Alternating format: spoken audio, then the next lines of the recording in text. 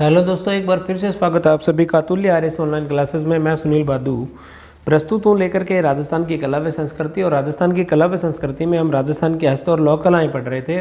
और सबसे अंत में हमने बात की थी मथेरन कला की, जो कि बीकानेर का मथेरन जैन परिवार भित्ति चित्र वगैरह या धार्मिक चित्र या देवताओं के जो चित्र हैं वो बनाता है। मथेरन कला की बात हम कर चुके थे। नेक्स्ट हम आगे बढ़ते हुए बात करते हैं दोस्तों। तो दो कलाएँ और हैं जिनकी हम बात करेंगे, देखिएगा, जो कि लगभग साम्यता रखती है आपस में। एक तो है आपकी मीनाकारी। कौन सी कला? मीनाकारी। और इसी तरह से बात करूं तो एक कला है कुंदन कला। कौन सी कला प्रिय विद्यार्थियों? कुंदन कला। तो ये दो कलाएं हैं, दोनों आपस में मेल जोल खाती हैं।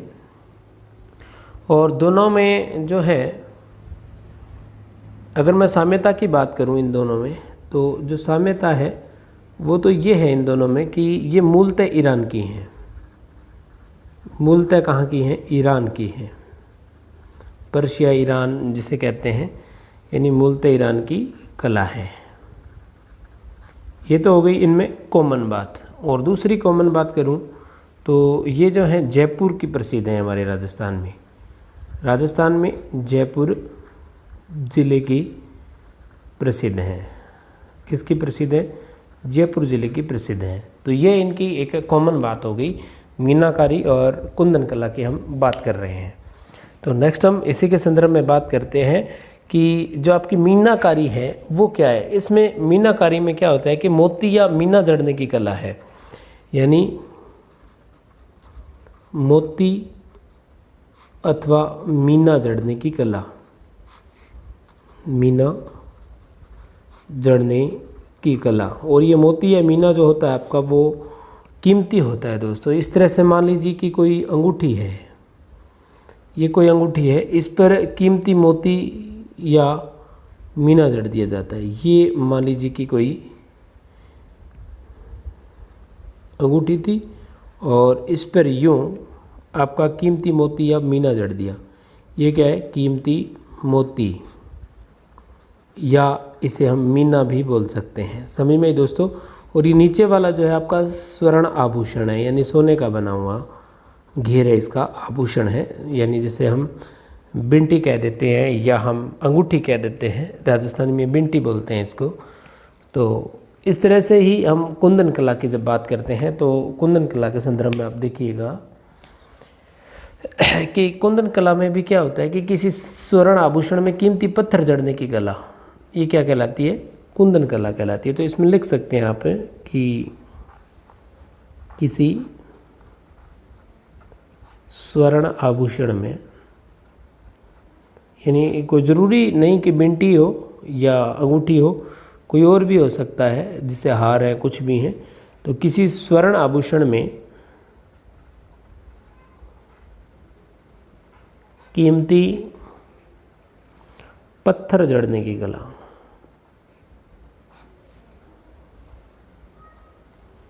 क्या जड़ा जाता है इसमें? पत्थर जड़ने की कला। तो इसमें तो मोती या मीना जड़ा जाता है, लेकिन यहाँ हम पत्थर जोड़ते हैं। तो इस तरह से जैसे मान लीजिए उसी की तरह कोई ये अंगूठी है और इसमें ये कीमती पत्थर जड़ दिया गया। समझ में ये बात? यानी ये तो आपकी हो गई अंगूठी, ये वाला घेर बार वाला, और इस तरह से इस पर क्या लगा दिया गया? ये कीमती पत्थर जो है जड़ दिया गया। तो आप इसको लिखेंगे कीमती पत्थर। ये क्या है आपका? कीमती पत्थर। और ये आपका स्वर्ण आभूषण है, स्वर्ण आभूषण। समझ में दोस्तों बात?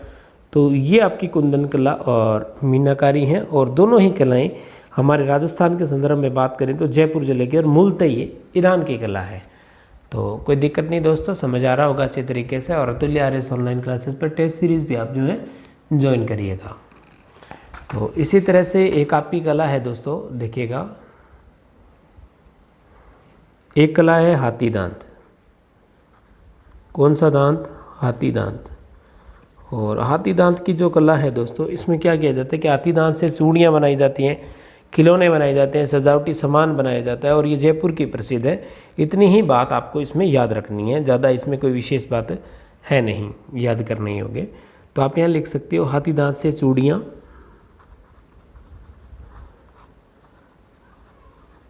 हाथी दांत से चूड़ियाँ,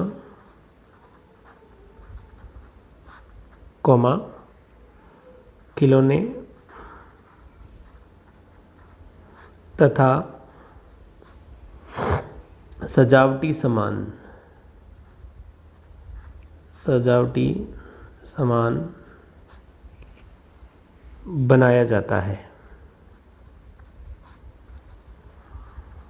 बनाया जाता है। नेक्स्ट, इसी के संदर्भ में आप क्या लिखोगे?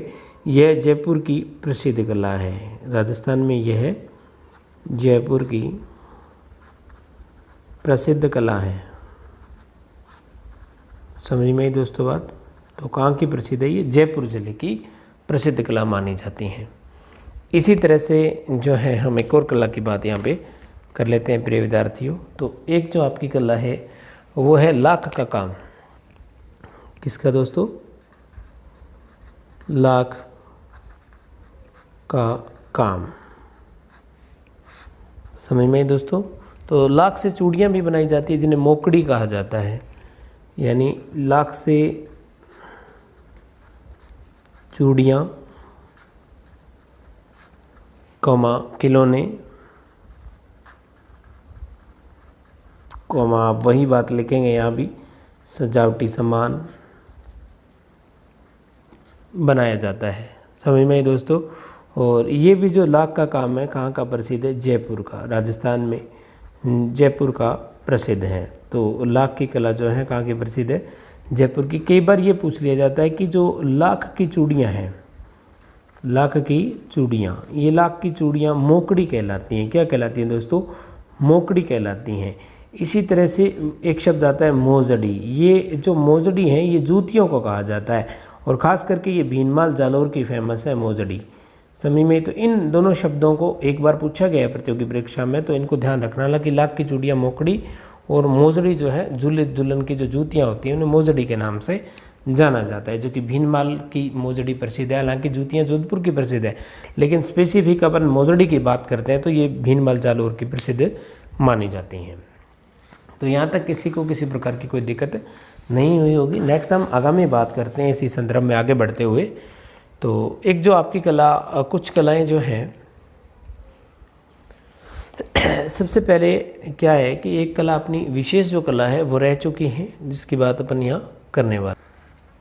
हेडिंग डालिएगा दोस्तों कि पोट्री कला। कौन सी कला? पोट्री कला। ये पोट्री कला है क्या, इसके बारे में बात करते हैं। सबसे पहले तो पोट्री कला का अर्थ है कि चीनी मिट्टी के पात्रों पर चित्र बनाना। क्या बनाना दोस्तों? कि जो मिट्टी होती है, चीनी मिट्टी के पात्रों पर चित्र बनाना क्या कहलाता है? पोट्री कहलाता है। चीनी मिट्टी के जो आपके बर्तन होते हैं इन पे चित्र बनाना क्या कहलाता है? पोट्री कहलाता है। समझ में आई दोस्तों? और ये जो पोट्री है इसकी बात करूँ तो आमेर के एक राजा हुए थे मानसिंह प्रथम। ये लाहौर से इस कला को भारत लेके आए थे। तो आप लिख सकते हैं इसी संदर्भ में कि आमेर के राजा मानसिंह, कहाँ के राजा थे ये? आमेर के। आमेर जयपुर को कहते थे। आमेर के राजा मानसिंह प्रथम लाहौर से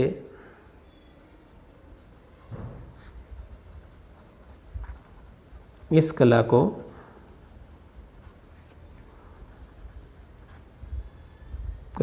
भारत लाए, या कह सकते हैं राजस्थान लाए थे। समझ में आई दोस्तों बात? तो पोट्री का मतलब आपको मैंने बता दिया कि चीनी मिट्टी के पात्रों पर चित्र बनाना होता है। और मूल रूप से अगर मैं बात करूं तो ये जो कला है, मूल रूप से अगर बात करते हैं तो मूल रूप में इसकी बात करते हैं तो ये पर्शिया से आई थी। कहाँ से आई थी? पर्शिया से। और पर्शिया ईरान को कहा जाता है। पर्शिया से बाद में दोस्तों ये जो है लाहौर आई। कहाँ आई? लाहौर आ गई। और लाहौर इसको लाया था अकबर, मुग़ल बादशाह अकबर लेके आया।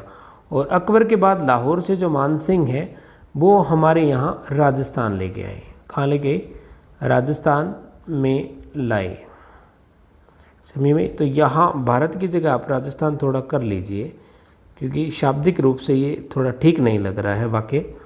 तो देख लीजिए, राजस्थान लिख लीजिए। तो राजस्थान जो है मानसिंह प्रथम इसको लेके आए, लेकिन भारत में लाहौर में अकबर जो हैं इसको लेकर के आए थे, और लाहौर से राजा मानसिंह प्रथम जो है हमारे यहाँ राजस्थान लेके आए। तो इसी तरह से पोट्री में हम आगे बात करते हैं। तो पोट्री भी काफ़ी प्रकार की होती हैं, तो हेडिंग यहाँ लगा लीजिए कि पोट्री। अब पोट्री के कुछ विशेष प्रकार होते हैं। सबसे पहले आप यहाँ पे हेडिंग लगाइएगा कि एक तो होता है आपका ब्लू पोट्री। कौन सी पोट्री? Blue pottery. समझ में आई दोस्तों बात? तो इसी तरह से एक दूसरी होती है जिसे हम ब्लैक पोट्री कहते हैं, ब्लैक पोट्री। और इसी तरह से एक होती है आपकी कागजी पोट्री, या इसे कह देते हैं double work pottery, double work pottery. समझ में आई दोस्तों? और अंत में हम बात करेंगे सुनहरी पोट्री की। समझ में आ रही है सबको? तो ये 4 प्रकार के, ब्लू, ब्लैक और कागजी और सुनहरी, 4 प्रकार की पोट्री होती हैं।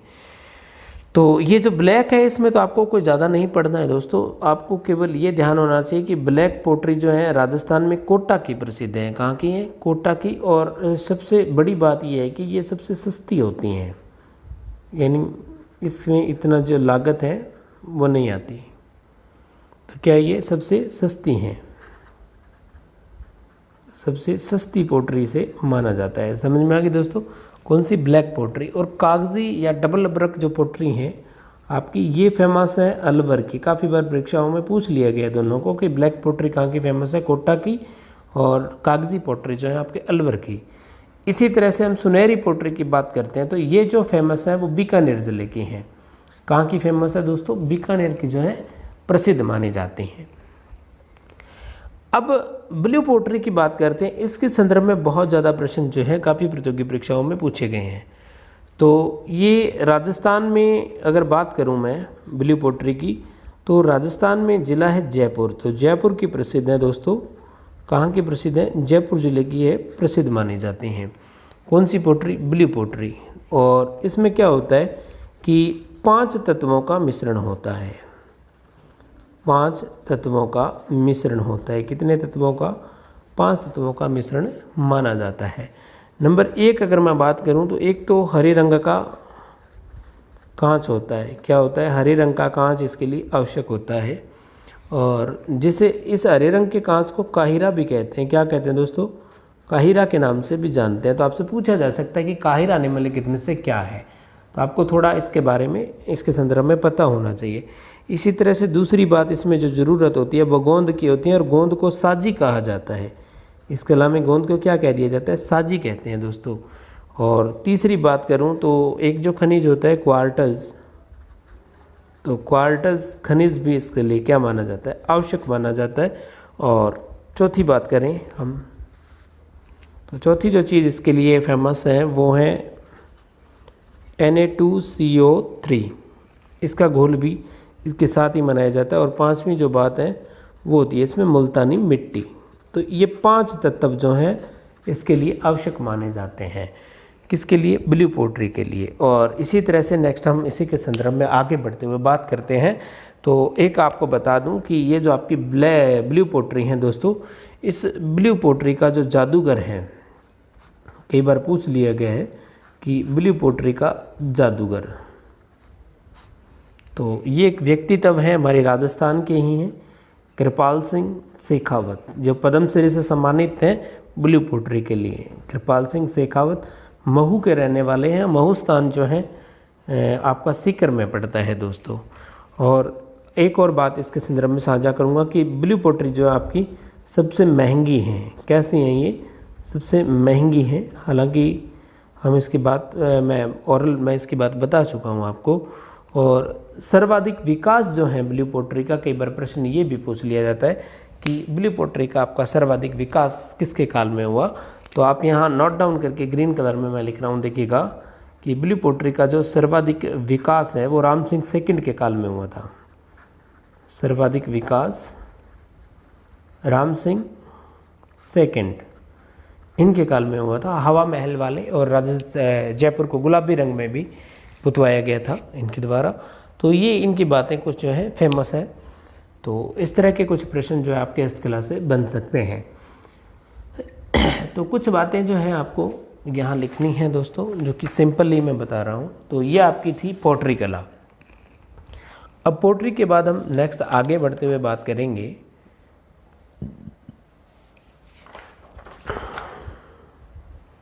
दोस्तों। एक आपको मैं बता दूं कि सिंपल सी एक दो बातें हैं जो आप तक प्रेषित करनी थी, तो उनको आप थोड़ा देख लीजिएगा कि आपको एक आइडिया आ जाए कि जैसे हम टॉपिक पढ़ रहे हैं हस्तकला का, किसकी बात कर रहे हैं हम, हस्तकला का टॉपिक पढ़ रहे हैं। और हस्तकला का सीधा सीधा मतलब होता है कि जो कला हाथों के माध्यम से की जाती है या हाथ से वस्तु बनाने की कला क्या कहलाती है, हस्तकला। यानी हाथ से वस्तु बनाने की कला आपकी हस्तकला कहलाती है। इसी तरह से आपसे एक तो प्रश्न यहाँ से पूछे जा सकते हैं। एक तो राजस्थान में हस्तकला का तीर्थ किसे कहते हैं, तो आप लिख लीजिए कि राजस्थान में हस्तकला का तीर्थ किसको कहते हैं। जब ऐसा प्रश्न आपका आए तो आप इसका उत्तर देंगे जयपुर जिला। कौन सा जिला, जयपुर। और उसका कारण क्या है कि सबसे ज़्यादा जो हाथ से निर्मित वस्तुएं हैं वो जयपुर में ही निर्मित होती हैं, इसलिए हस्तकला का जो तीर्थ स्थल है वो राजस्थान के जयपुर को कहा जाता है, क्योंकि सबसे ज़्यादा जो है यहाँ पे वस्तुओं का उत्पादन होता है। इसी तरह से प्रश्न अगर आपसे इस तरह से पूछ लिया जाए कि राजस्थान में हस्तकला का केंद्र कौन सा है, राजस्थान में हस्तकला का केंद्र, अगर हम हस्तकला के केंद्र की बात करते हैं तो एक स्थान है बोरानाड़ा। कौन सा स्थान, बोरानाड़ा स्थान। और ये जो बोरानाड़ा स्थान है आपका जोधपुर ज़िले में अवस्थित है। कौन से ज़िले में, जोधपुर ज़िले में अवस्थित है। तो यहाँ से क्या है कि सभी वस्तुओं को इकट्ठी की जाती हैं, बोरानाड़ा जरूर आती हैं, जो भी हाथों से निर्मित वस्तुएं होती हैं। यहाँ बोरानाड़ा से बहुत सारा निर्यात जो है हमारी जो हस्त निर्मित वस्तुएं हैं उनको निर्यात किया जाता है। तो इसलिए इसे राजस्थान की हस्तकला का केंद्र माना जाता है। और इसी तरह से प्रश्न आपसे ये भी पूछा जा सकता है कि राजस्थान में लोक कलाओं की आत्मा किसे कहते हैं, तो आप लिखिएगा राजस्थान में लोक कलाओं की आत्मा किसे कहते हैं। ऐसा प्रश्न आए तो आपका उत्तर हमेशा हस्तकला होना चाहिए। क्या होना चाहिए, हस्तकला होना चाहिए, क्योंकि राजस्थान में जो लोक कलाओं की आत्मा है वो क्या है, हस्तकला को माना जाता है। तो यहाँ तक में भी आप लोगों को किसी प्रकार की कोई दिक्कत नहीं हुई होगी दोस्तों, क्योंकि जो आपकी लोक कलाएँ हैं इसको आत्मा इसलिए कह दिया जाता है हस्तकला को, क्योंकि सर्वाधिक आय जो है राजस्थान सरकार को इस हस्तकला से ही होती हैं। और इसी तरह से एक प्रश्न ये भी बन सकता है कि हस्तकला किस प्रकार का उद्योग है, यानी किस श्रेणी का उद्योग है। तो आप नोट लगा के लिख लीजिए कि हस्तकला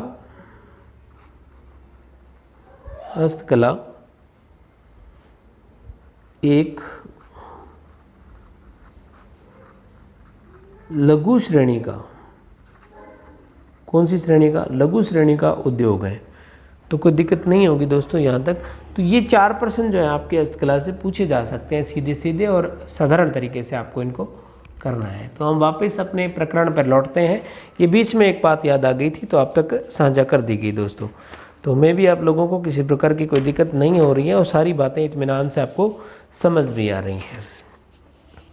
तो फड़ की मैंने बात की थी आपसे कि फड़ के बारे में जो श्री लाल जी जोशी हैं उनको 2006 में पद्मश्री से सम्मानित भी किया गया था। और 2 सितंबर 1992 को फड़ के बारे में मैंने बताया कि देवनारायण जी के फड़ पे डाक टिकट जारी किया गया था और वो सबसे छोटी और सबसे बड़ी फड़ है। फड़ की बात हमने कर ली थी लगभग। तो फड़ में आपको जो है, एक तो मैंने नहीं बताया कि वर्तमान जो प्रसिद्ध चितेरी हैं फड़ की वो कौन है, तो आप थोड़ा ओरली इसे सुन लीजिए। एक महिला व्यक्तित्व है गोतल देवी। कौन सी देवी, गोतल देवी। तो ये महिला फड़ चित्रण की अंतर्राष्ट्रीय कलाकार हैं आजकल गोतल देवी। और सबसे प्रसिद्ध फड़ बाबू जी के हैं। ये सारी बातें सबसे लंबी देवनारायण जी की हैं। और श्री लाल जोशी को 2006 में पद्मश्री से सम्मानित किया गया था फड़ के लिए। ये पद्मश्री जो है मैं अलग से आपको बता दूंगा सारे के सारे इकट्ठे कौन सी हस्तकला के लिए या कौन सी कला के लिए किसी जो है पद्मश्री से सम्मानित किया गया है।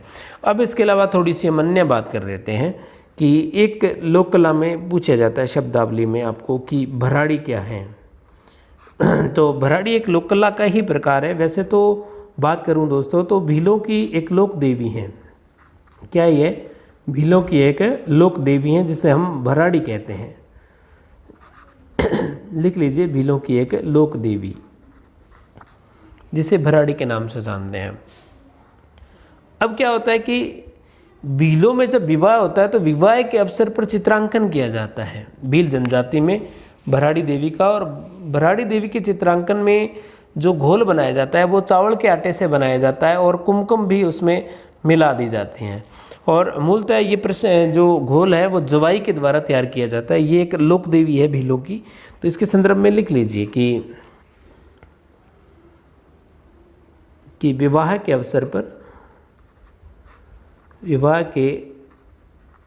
अवसर पर भील जनजाति में, कौन सी जनजाति? भील जनजाति में भराड़ी एक लोक देवी, इनकी भराड़ी का चित्रांकन चावल व कुमकुम के घोल से किया जाता है।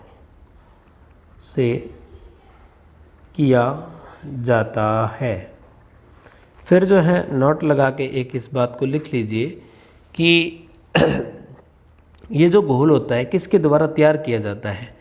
तो ये जो आपका घोल होता है जिससे भराड़ी का चित्रांकन किया जाता है, तो इस घोल को जो तैयार करता है यह घोल लिख लीजिए जवाई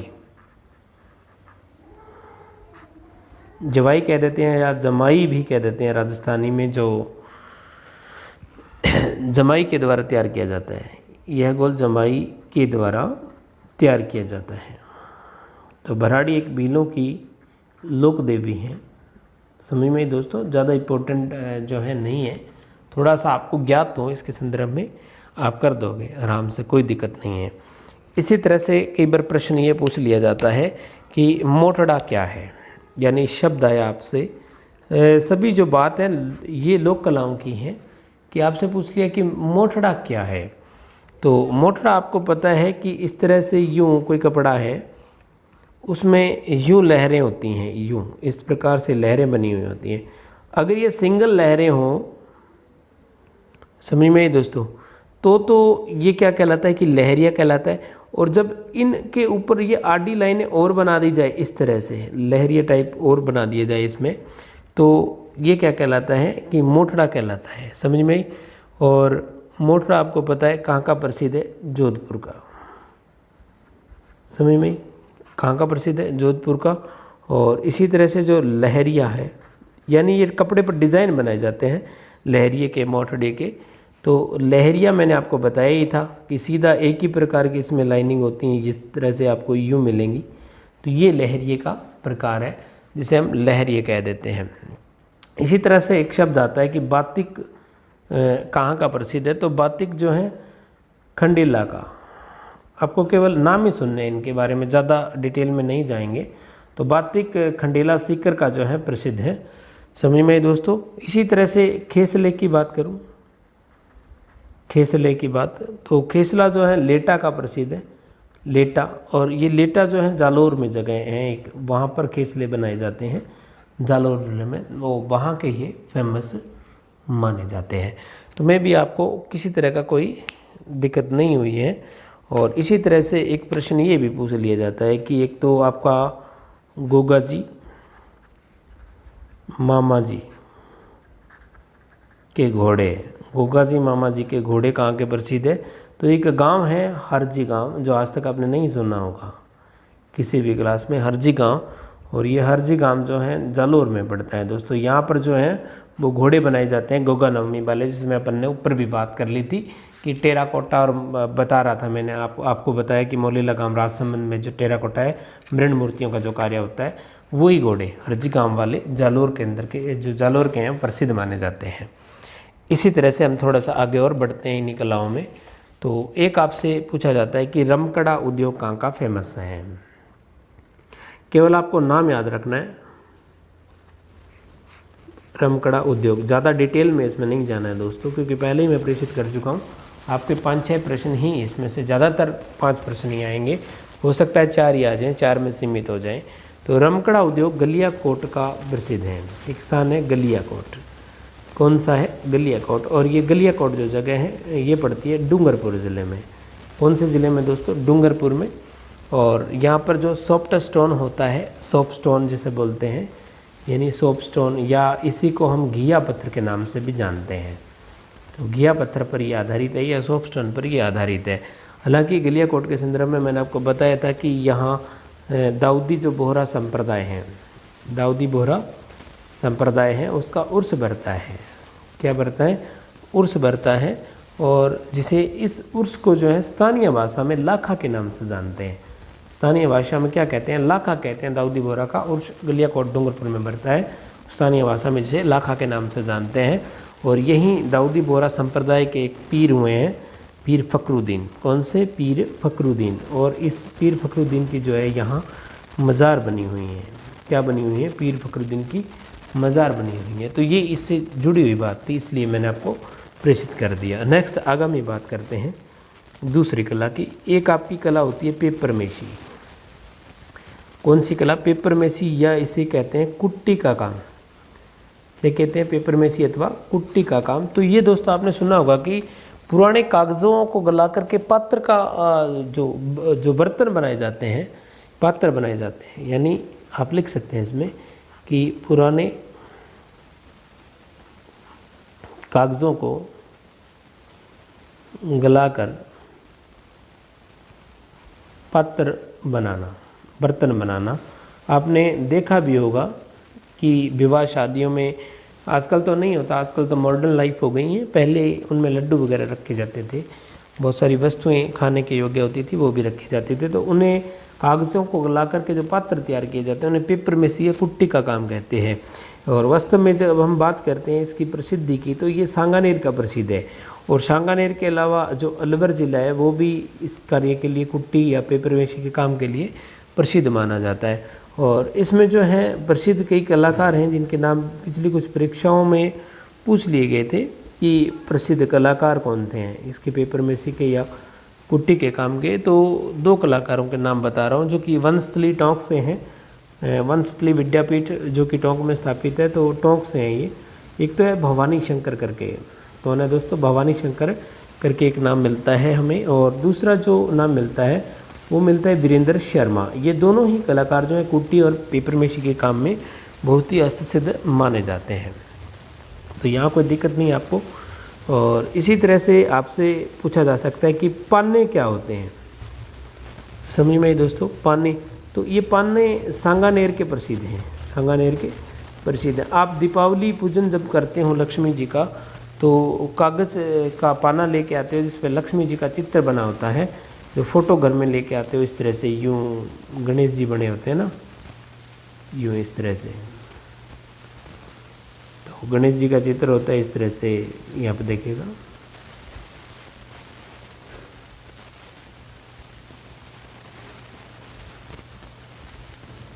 यूँ गणेश जी का चित्र आपको बाज़ार से जब आप एक पन्ना खरीद के लाते हो, तो ये क्या होता है, इसे पान्ना कहते हैं स्थानीय भाषा में। तो ये एक राजस्थान की कला है। इसी तरह से हम बात करते हैं, एक होता है कि कूजिया किसे कहते हैं, एक शब्द पूछ लिया जाता है कूजिया। तो कूजिया जो है मिट्टी के छोटे छोटे बर्तन होते हैं। क्या होते हैं, मिट्टी के छोटे छोटे बर्तन।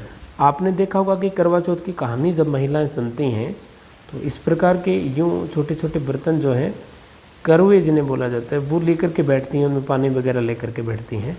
तो इन्हें कूजिया के नाम से जानते हैं हम। छोटे छोटे बर्तन होते हैं मिट्टी के। और ये जो कूजिए प्रसिद्ध हैं लवाण गांव के प्रसिद्ध हैं। ये जो लवाण गांव है आपका, ये दोस्तों दौसा ज़िले में पड़ता है।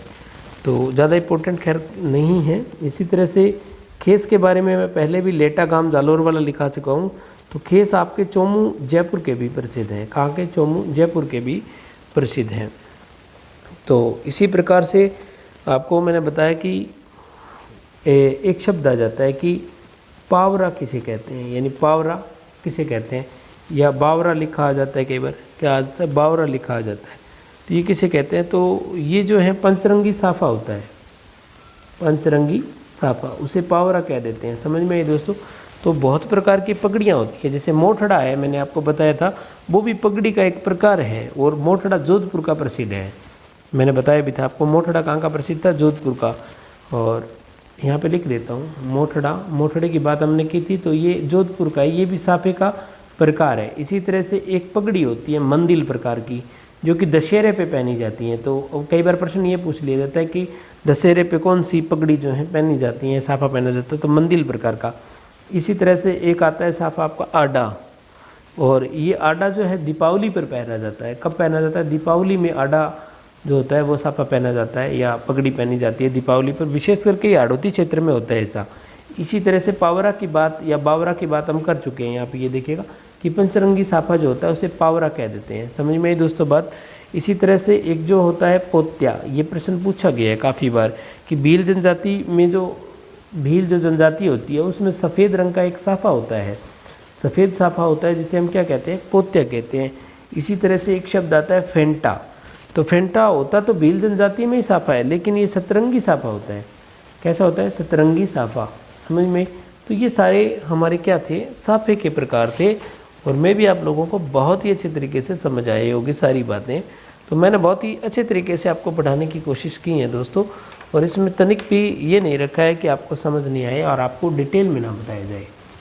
तो आप लोगों को बहुत अच्छा लग रहा होगा पढ़ करके। तो कुछ थोड़ी सी बातें हैं वो आपको मैं यहीं लिख देता हूँ। आपका ये जो प्रकरण है हस्तकला लोककला वाला जो है आज कंप्लीट हो जाएगा। एक आपको पूछा जाता है पाव रजाई। पाव रजाई यानी 250 ग्राम रुई होती है, इसलिए इसको पाव रजाई कह देते हैं। और ये जयपुर की प्रसिद्ध हैं दोस्तों। कहाँ की प्रसिद्ध है? जयपुर के हैं, बहुत ही महीन बनाई जाती हैं। और इसी तरह से एक पूछा जाता है सरसों का इंजन छाप तेल। सरसों का इंजन छाप तेल, इंजन छाप जो तेल है ये भरतपुर का प्रसिद्ध है दोस्तों, गवर्नमेंट निर्मित करती है इसे। और इसी तरह से एक ये भी पूछा जाता है कि सरसों का बीर बालक तेल, कौन सा? बीर बालक तेल। ये जो बीर बालक तेल है दोस्तों ये जयपुर का प्रसिद्ध है। तो दो प्रकार के तेल हैं जो कि राजस्थान गवर्नमेंट के हैं। तो ये बीर बालक तेल है, एक तो सरसों का इंजन छाप तेल है। तो आपको ये याद रखना है। एक दोस्तों आपने नाम सुना होगा मोण, और मोण बड़ी मटकी को कहते हैं। किसको कहते हैं? बड़ी मटकी को। तो मोण कहाँ की फेमस है ये भी आप लिख लीजिएगा। एक जगह है मेड़ता, और मेड़ता पड़ता है नागौर में। कहाँ पर जी? मेड़ता नागौर में, जहाँ की मीरा थी। और इसी तरह से मोण तो एक बड़ी मटकी हो गई, समझ में आई। एक होती है आपकी मटकी। तो मटकी कहाँ की प्रसिद्ध है? बीकानेर की। और किस रंग की होती है? लाल रंग की, यानी राता सा रंग होता है, गेहुआ रंग होता है। तो राती घाटी बीकानेर को कहा जाता था। बीकानेर की मटकी बहुत ही फेमस मानी जाती है दोस्तों। इसी तरह से बड़ी मटकी की बात की। एक होता है माटा, जिसमें बहुत ज़्यादा पानी आ जाता है, बहुत बड़ा पात्र होता है। और ये जोधपुर का प्रसिद्ध है। प्राचीन काल में जब बारात वगैरह डेरों पर रहती थी तो वहाँ पे हमें माटा मिलता था, जो कि बहुतायत पानी की मात्रा उसमें समा जाती थी, तो एक में ही काम चल जाता था। इसी तरह से एक आता है आम पापड़। तो आम पापड़ जो है बांसवाड़ा के प्रसिद्ध हैं, बांसवाड़ा के प्रसिद्ध हैं। और आपसे पूछ लिया जाए कृषि के औजार, कृषि के औजार। तो कृषि के औजार में आप दो जगहों का नाम लिखिएगा। एक तो नागौर है, एक हमारा गंगानगर ज़िला है। कौन सा? गंगानगर में भी एक डीपली बात करें तो गजसिंहपुरा में बनते हैं। और नागौर को भी शस्त्र नगरी के नाम से जाना जाता है। और यहाँ पर औजार भी बहुत बनते हैं कृषि के। समझ में ही दोस्तों। तो इसी तरह से एक जो प्रचलन में काफ़ी बार पूछ लिए गए, खेल का सामान। तो खेल का सामान हनुमानगढ़ में कहाँ पर मिलता है दोस्तों? हनुमानगढ़ फेमस है खेल के सामान के लिए। और इसी तरह से आपसे पूछ लिया जाए कि लकड़ी के खिलौने, लकड़ी के खिलौने, तो लकड़ी के जो आपके खिलौने हैं दोस्तों वो सवाई माधोपुर के प्रसिद्ध हैं। कहाँ के? सवाई माधोपुर, जहाँ पर होकड़ा उत्सव मनाया जाता है ना, बच्चों का होता है। सवाई माधोपुर के अलावा आप जो हैं चित्तौड़गढ़ इसको लिख सकते हैं, उदयपुर भी लिख सकते हैं। ये तीनों ऐसी जगह हैं जहाँ पर लकड़ी के खिलौने बनाए जाते हैं। और लकड़ी के खिलौनों की बात तो कर ली, हम नेक्स्ट बात करते हैं लकड़ी के झूले। तो लकड़ी के जो झूले जो फेमस हैं वो दोस्तों हैं जोधपुर के। कहाँ के? जोधपुर के फेमस माने जाते हैं। इसी तरह से एक प्रश्न बहुत परीक्षाओं में पूछा गया है, उसकी मैं विशेष तौर पे आपसे बात करना चाहूँगा कि एक प्रश्न आपसे यूँ पूछा जाता है कि बादला क्या है, यानी बादला। तो बादला मैं आपको बता दूं कि ये जिंक से निर्मित होता है। किससे? जिंक से निर्मित होता है और पानी को ठंडा रखने का एक पात्र होता है और जोधपुर का प्रसिद्ध है। कहाँ का प्रसिद्ध है? जोधपुर का। और होता क्या है ये बादला? जिंक से निर्मित एक पात्र होता है जो कि पानी को ठंडा रखता है। यहाँ पे लिख सकते हो जिंक से, ये जय है दोस्तों, जिंक से निर्मित पात्र पानी को ठंडा रखने हेतु,